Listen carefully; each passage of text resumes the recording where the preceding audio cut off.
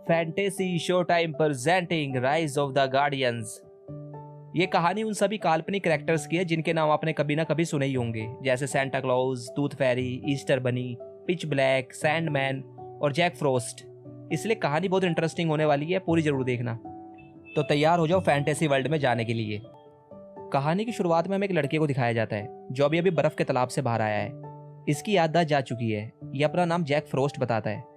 आप सोच रहे होंगे अगर याददाश्त जा चुकी है तो इसको नाम कैसे याद है। इसका कहना है कि ये नाम उसे चांद ने बताया है और उसने ही उसको यहाँ पर भेजा है। जैक फ्रोस्ट को हम सर्दियों का देवता भी कह सकते हैं, क्योंकि जिस तरह सूरज गर्मी देता है उसी तरह ही सर्दियाँ देता है। जैक यहाँ बने एक गाँव में आता है और यहाँ के लोगों से पूछता है कि कौन सी जगह है, मगर जैक को पता चलता है कि कोई ना उसे देख सकता है और ना ही सुन सकता है। और यहाँ से कहानी जाती है 300 साल आगे और हम एक बार फिर से जैक फ्रोस्ट को देखते हैं जो स्कूल के बच्चों के साथ बर्फ से खेल रहा है। बच्चों को बर्फ और बर्फ से बने गोले तो दिखते हैं, मगर जैक नहीं दिखता। जैक इस बात से उदास है कि बच्चे सिर्फ उसे काल्पनिक समझते हैं। मतलब अगर मैं आपसे ये कहूँ कि सूर्य देवता, जल देवता, वायु देवता होते हैं तो शायद बहुत से लोग ये समझे ये सिर्फ कल्पना है, कोई देवता नहीं होता। क्योंकि जो चीज़ हमने देखी नहीं, हमें उस चीज़ पे यकीन भी नहीं है। उसी तरह बच्चे ये जानते हैं कि सर्दी का देवता जैक फ्रोस्ट है, मगर उन्हें ये सिर्फ कल्पना ही लगती है। और जैक इसीलिए उदास है कि कोई उसे देख नहीं सकता। जैक ये चाहता है कि बच्चे उसे देख सके। जैक चांद से भी यही पूछता है कि बच्चे उसे देख क्यों नहीं सकते। अब जब तक ये चांद से बातें कर रहा है, चलो कहानी के दूसरे कैरेक्टर से ही मिल लेते हैं। नॉर्थ पोल में हमें दिखाया जाता है इस ओल्ड मैन को। क्या आपने इसे पहचान लिया? ये निकोल्स है, यानी कि सेंटा क्लॉज, जो खुशी खुशी क्रिसमस की तैयारियां करने में लगे हुए हैं। कुछ महीनों बाद क्रिसमस जो है।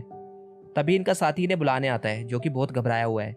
सेंटा क्लॉज दूसरे कमरे में आते हैं जहाँ पर पृथ्वी का बहुत बड़ा ग्लोब लगा हुआ है।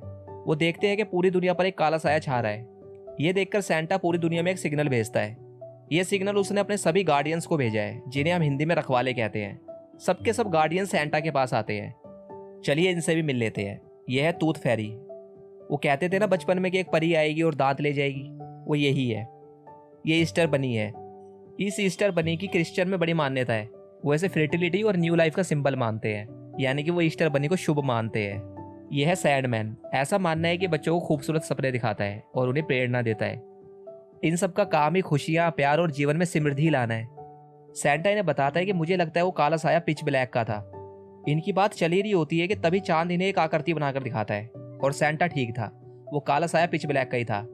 सेंटा चांद से पूछता है कि अब हमें क्या करना चाहिए। इस पर चांद उन्हें एक और आकृति बनाकर दिखाता है जो कि जैक फ्रोस्ट की होती है। ये बनेगा इनका नया गार्डियन, यानी कि रखवाला। अब जैक को चांद ने चुना है तो इन्हें उसकी बात माननी ही पड़ेगी। तो ठीक है, जब तक ये जैक फ्रोस्ट को यहाँ पर लेकर आते हैं, हम इस कहानी के विलन यानी कि पिच ब्लैक से मिलने चलते हैं। ये है पिच ब्लैक। अक्सर बच्चों को डराने के लिए एक बोगी मैन का जिक्र किया जाता था, जो बच्चों को डरावने सपने दिखाता था। उसे किसी की परवाह नहीं होती थी। ये वही है और इधर भी वो यही कर रहा है, बच्चों के सुंदर सपनों को डरावने सपनों में बदल रहा है। और ये पूरी दुनिया के बच्चों से खुशियां छीन लेना चाहता है। चलो इसे अपने प्लान पर काम करने दो, तब तक हम देखते हैं कि जैक फ्रोस्ट क्या कर रहा है। तो जैक को लेने के लिए ईस्टर बनी आया है। वो जैक को किडनैप करके सेंटा के पास लेकर आता है। सेंटा जैक को कहता है कि आज से तुम गार्डियन हो, मगर जैक को कोई गार्डियन वार्डियन नहीं बनना। सेंटा उसको समझाता है कि तुम इस ग्लोब के अंदर जितनी भी चमकती हुई बिंदियां देख रहे हो, ये सब वो बच्चे हैं जो हमें चाहते हैं और मानते हैं। और पिच ब्लैक इन सब के अंदर डर पैदा करना चाहता है, ताकि हर बच्चे के अंदर सिर्फ अंधकार हो और खुशी का कोई नामो निशान ना रहे। तुम्हें मैंने नहीं, चंदा मामा ने चुना है। मगर अभी भी जैक गार्डियन बनने को तैयार नहीं है। इस पर सेंटा जैक को एक दूसरे कमरे में लेकर आता है और कहता है अगर चंदा मामा ने तुम्हें गार्डियन के लिए चुना है तो जरूर तुम्हारे अंदर भी कोई सेंटर होगा, जैसे हर गार्डियन के अंदर होता है। मगर जैक को कुछ समझ में नहीं आ रहा, क्या है ये सेंटर वेंटर, वो हम बाद में देखेंगे। तभी रैबिट अंदर आता है और कहता है कि टूथ फेरी की दुनिया में कोई प्रॉब्लम हो गई है, हमें जाना होगा। ये सब सेंटा ही गाड़ी में बैठते हैं और टूथ फेरी की दुनिया में आते हैं, जो कि इंडिया में है। वो देखते हैं कि पिच ब्लैक के नाइटमेयर सारी बेबी टूथ को यहाँ से ले जा रहे हैं। ये वही बेबी टूथ है जो बच्चों के दांत लेकर आती थी। तभी पिच ब्लैक यहाँ पर आता है और अपना सारा प्लान इन्हें बताता है। ये चाहता है कि सभी बच्चे ये मान ले कोई सेंटा नहीं होता, ना कोई टूथ फेरी, ना ही कोई रैबिट और ना ही कोई सैंडमैन। जैसे जैसे बच्चे भूलते जाएंगे वैसे वैसे इन सब का अंत हो जाएगा और उसके बाद बचेगा सिर्फ पिच ब्लैक। और इसकी शुरुआत हो चुकी है। इसने सारी बेबी टूथ को किडनैप कर लिया है, इसीलिए वो बच्चों के दांत लेकर नहीं आ सकी। बच्चे टूथ फेरी को भूलने लगे हैं। तभी सबके सब पिच ब्लैक पर हमला कर देते हैं, मगर पिच ब्लैक यहाँ से बचकर भाग जाता है। उसके जाने के बाद टूथ फेरी यहाँ पर उदास बैठी होती है। जैक उससे पूछता है वो बेबी टूथ को तो ले गया, मगर साथ में वो सब बच्चों के दांत भी ले गया, ऐसा क्यों? टूथ फेरी उसे बताती है कि पिच ब्लैक को दांत नहीं, उसके अंदर की यादें चाहिए थी। हम दांतों को इसलिए जमा करते हैं क्योंकि उसमें बचपन की बहुत सारी हसीन यादें होती है, और जब भी बच्चों को कुछ याद करना होता है तो हम उनकी हेल्प करते हैं। हम उनके दांतों की रखवाली करते हैं और हमारे पास तुम्हारे भी दांत थे। यानी कि जैक फ्रोस्ट की यादें भी यहाँ पर थी। ये जैक को कहती है वो तुम्हारी तब की यादें है जब तुम जैक फ्रोस्ट नहीं थे। मगर जैक कहता है कि मैं जैक फ्रोस्ट बनने से पहले कुछ था ही नहीं। टूथ फेरी कहती है कि तुम थे। चुने जाने से पहले हम सब कुछ ना कुछ होते हैं। जैक कहता है इसका मतलब ये है कि जब मैं उस तालाब में जागा उससे पहले मेरा कोई परिवार भी था। कौन हूँ मैं और मैं यहाँ क्या कर रहा हूँ? मुझे मेरी यादें दिखाओ। मगर यादें तो पिच ब्लैक ले गया। जैक डिसाइड करता है कि वो यादें लाने में इनकी हेल्प करेगा। मगर समय बहुत कम बचा है। टूथ फेरी को बच्चे भूलते जा रहे हैं और उसकी दुनिया खत्म होती जा रही है। सेंटा कहता है मेरे पास एक प्लान है, हम पूरी दुनिया के बच्चों के दांत जमा करेंगे और जैक अगर तुमने हमारी मदद करी तो हम तुम्हें तुम्हारी यादें वापस दिलाएंगे। जैक मान जाता है। सब निकल पड़ते हैं बच्चों के दांत लेने के लिए। ये सब दांत इकट्ठे करने लगते हैं और दांत इकट्ठे करते वक्त एक बच्चा इन्हें देख लेता है। इसका नाम जैमी है। बच्चा सबको देख सकता है सिवाय जैक फ्रोस्ट के। बनी सैंडमैन से कहता है कि इस बच्चे को सुला दो। सैंडमैन एक सपना बनाता है मगर तभी बच्चे का कुत्ता इन सब पर भौंकने लगता है और हड़बड़ाहट में सैंडमैन का सपना बच्चे के साथ साथ यहाँ मौजूद सभी गार्डियन से टकरा जाता है और सबके सब सुंदर सपनों में खो जाते हैं। तभी पिच ब्लैक का नाइटमेयर बच्चों को डरावने सपने दिखाने के लिए इधर आता है मगर जैक और सैंडमैन को देखकर यहाँ से भाग जाता है। जैक और सैंडमैन उस नाइटमेयर का पीछा करने चले जाते हैं। तभी कमरे में जैमी की बहन सोफी आती है और सब गार्डियन को यहाँ सोता हुआ देखती है। उसके हाथ में सैंटा का स्नो ग्लोब लग जाता है और जैसे ही वो ग्लोब नीचे गिरता है ग्लोब एक पोर्टल खोल देता है। सोफी उस पोर्टल के अंदर चली जाती है। अब क्या होगा ये बाद में देखेंगे, पहले चलते हैं जैक फ्रोस्ट के पास। जैक नाइटमेयर का पीछा करते हुए पिच ब्लैक तक पहुंच जाता है। पिच ब्लैक के सारे नाइटमेयर सैंडमैन और जैक पर हमला कर देते हैं। ये नाइटमेयर से लड़ ही रहे होते हैं कि तभी बाकी ये गार्डियंस भी यहाँ पर आ जाते हैं। पिच ब्लैक सैंडमैन पर वार करता है जिससे सैंडमैन काले साए में घिर जाता है और गायब हो जाता है। जीत पिच ब्लैक की हुई। बाकी सब गार्डियंस यहाँ से वापस चले जाते हैं और यहाँ पर सैंडमैन की याद में शोक मनाते हैं। उसके बाद ये देखते हैं कि पृथ्वी से चमकती हुई बिंदियां बुझती जा रही है, यानी कि बच्चे इन्हें भूलते जा रहे हैं। ये देखकर सब मायूस हैं मगर बनी कहता है कि हमारे पास अभी भी एक मौका है। कल ईस्टर है, मुझे तुम्हारा साथ चाहिए, चलो मेरे साथ। बनी इन सबको अपने घर लेकर आता है और बनी देखता है यहाँ पर सोफी है। याद है ना इसके हाथ में सैंटा का स्नो ग्लोब लगा था, उसी के थ्रू ये यहाँ पर पहुंची है। रैबिट सोफी के साथ खेलने लगता है और सब मिलकर एग पेंट करने लगते हैं। अगर आपको नहीं पता तो बता दूं कि ईस्टर पर रंग बिरंगे एग यूज किए जाते हैं, यही उनकी परंपरा है। उसके बाद जैक सोफी को छोड़ने के लिए घर आता है। उसे घर छोड़ने के बाद जैक वापस जाने लगता है मगर तभी किसी की आवाज सुनाई देती है जो उसका नाम ले रही होती है। जैक को आवाज जानी पहचानी लगती है। वो आवाज की दिशा में जाता है। उसे एक टूटा हुआ बेड दिखता है जिसके नीचे एक गहरा गड्ढा है। वो उसमें कूद जाता है।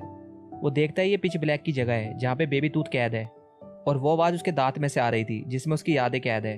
वो उस दांत को ढूंढने लगता है मगर तभी पिच ब्लैक वहां पर आ जाता है और उसको उसकी याद देकर उसे एक सुरंग के अंदर बंद कर चला जाता है। इसका अंजाम ये होता है कि जैक ईस्टर तक नहीं पहुंच पाता और जब वो वापस आकर देखता है तो उसको पता चलता है कि पिच ब्लैक ने सारे ईस्टर के एग तोड़ दिए थे जिसके कारण बच्चों तक एग ही नहीं पहुंचे और बच्चे बनी को भूल गए। उन्होंने ये मान लिया कि ईस्टर बनी जैसी कोई चीज नहीं होती और जब ये जैक के हाथ में उसकी यादें देखते हैं तो उन्हें लगता है कि ये भी ब्लैक के साथ मिला हुआ है। ये सब जैक को यहाँ से जाने के लिए बोलते हैं। क्या चाल चली है ब्लैक ने, एक तीर से दो निशाने।